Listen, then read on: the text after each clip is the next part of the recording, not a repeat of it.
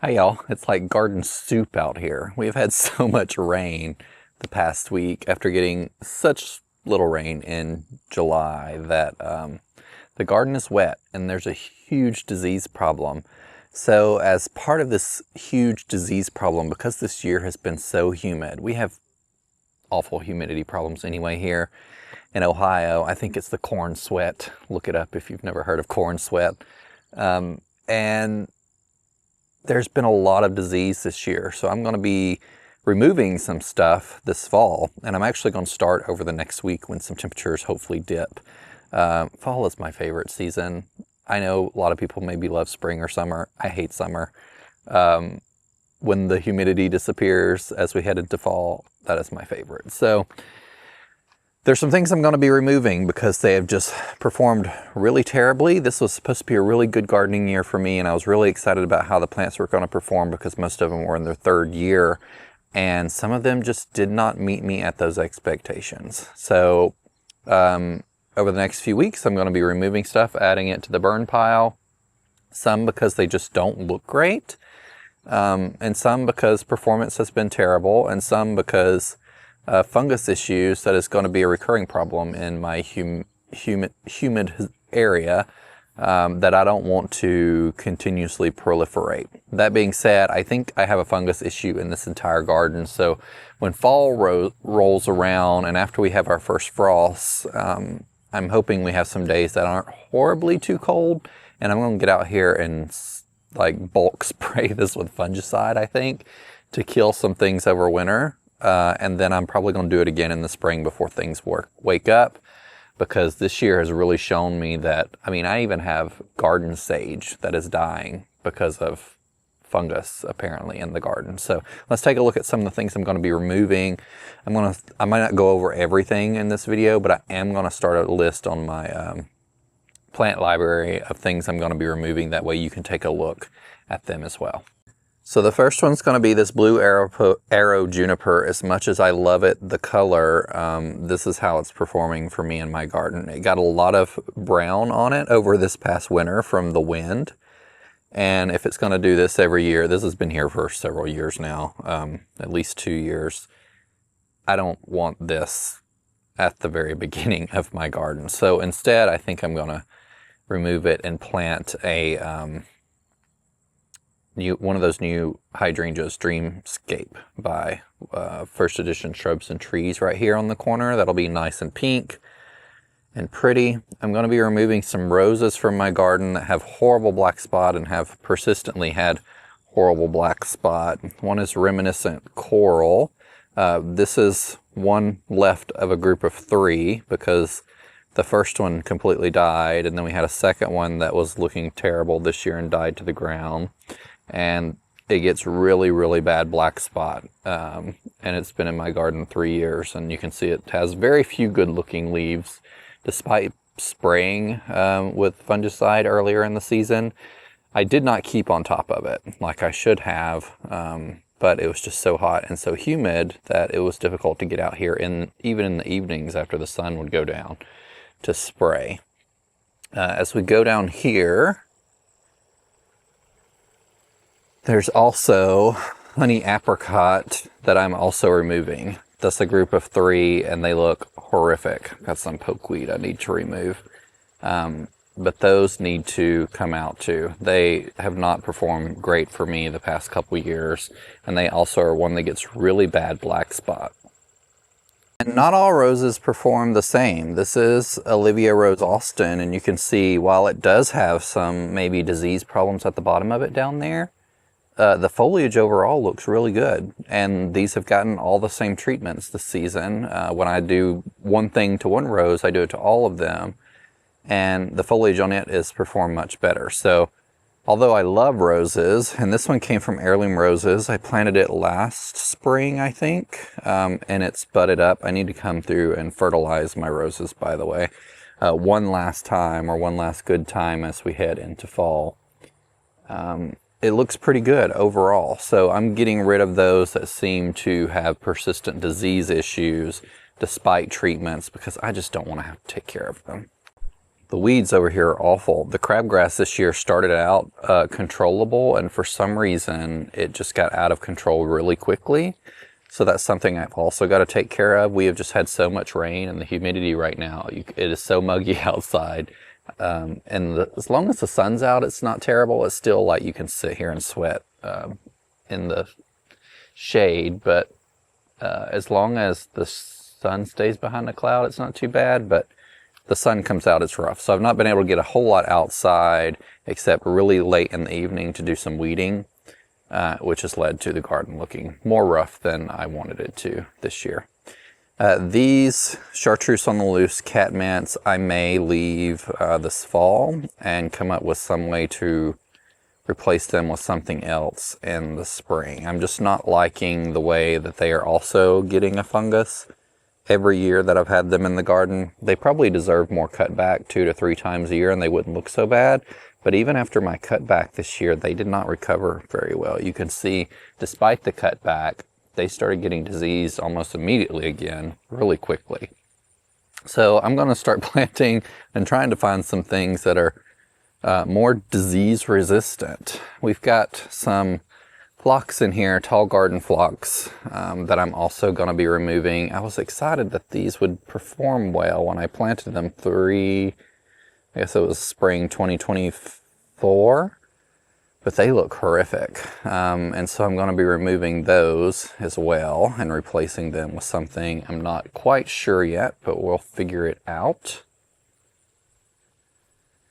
So we head this way. I think this area is full of some better looking stuff, except for all the weeds. I am really ashamed of all the weeds I have this year, but I have had a really hard time with it. So it is what it is, people. See, here's my garden sage. So this one's already been, it may still be alive a little bit, but it's wild. I've never seen my garden sage do this from a foliar fungus. I think I did mention I'm going to be removing the Veronicas, so I'm going to remove all the Veronicas from my garden right now. Some of these are in areas that will fill in around with shrubs, and some of them I'm getting a few things from Walter's Gardens and Proven Winners this week, some perennials, including 𝗩𝗜𝗗𝗘𝗢𝗍, which I'm excited about because it looked really nice at Cultivate. So these are some Veronicas in here, so I need to come dig these out as well to get rid of those. I don't really understand why the weeds have been so bad this year. I've done really nothing different than I usually do, and they're significantly worse for some reason. I usually stay on top of it. I've kept almost a weed bag out here constantly, but I don't know why. It's very weird. It could be the winds that we had over winter. I just really don't know what it is, but it's not been particularly fun to deal with. You'll probably see my review of the Yarbo this week posted on YouTube. I'm going to do multiple reviews of that one. I've got a 30-day and a 90-day I'm going to do at the end of the season. Because it's interesting, it can be converted to a snowblower, and I'm going to do one during winter probably if we get enough snow. But I love this thing. It does such a good job cutting the grass. Actually, when the grass is kind of a little long, right here's where it's cut. It's not made it to here yet, but you can see how good that looks. So glad that's not a chore I have to deal with a whole lot anymore. Now, here's an example of fungus though. Like, this is a 𝗍𝗛𝗓𝗧 tree, and it just, I've had leaves die or entire branches die off of things this season. So in other words, I am ready for fall. Let me show you a couple other things, and then I'm going to go inside because it's just really gross out here. So part of my goals this fall is, I've mentioned I'm really struggling with the amount of plant beds that I put together, and to be able to take care of those to the point that I want to without just having them fill with weeds and having to deal with something else. So I'm reducing the number of beds that I have to take care of. One of those is the cut flower garden. I did have a neighbor come over who was interested in some peonies and start digging some of my peonies up. I don't love peonies. I moved them here from the landscape from the previous owner, but you might be able to see the foliage behind me here. It just it looks awful. It also gets diseased. That's really common with peonies anyway, and it's just not something I want to take care of. So there's a few shrubs out here I'm going to be moving to the landscape, like a little devil nine bark, and my roses that are in this area. Some of them I am taking and moving to other parts in the landscape, and some I am not, and I'm going to burn them because they have black spot really bad. So these are ones from heirloom roses that I planted in 2024, spring 2024, and some of them look really great. They have a little bit of black spot, and so I'm going to be moving those to the garden because I think I can take care of those better if I sprayed them more regularly. So this is Sunbelt Plum Perfect from heirloom roses. This is Parfum Madame and a set, I believe. No, it's Apricots and Cream. Apricots and Cream always has gorgeous foliage, so you may see a little bit of disease at the bottom down there, but one I really love that I need to come prune on. We have Coco Loco, which is doing pretty good as far as its black spot resistance. It does have a little bit on there, so I'm going to be transplanting that one. One I am not going to be moving is Sunbelt South Africa. This is a Cordes rose, I think, and it's supposed to be really disease resistant and bred for disease resistance, but it's, as you can see, lost a ton of its foliage from black spots. So this is one I am going to be burning and will not be planting again.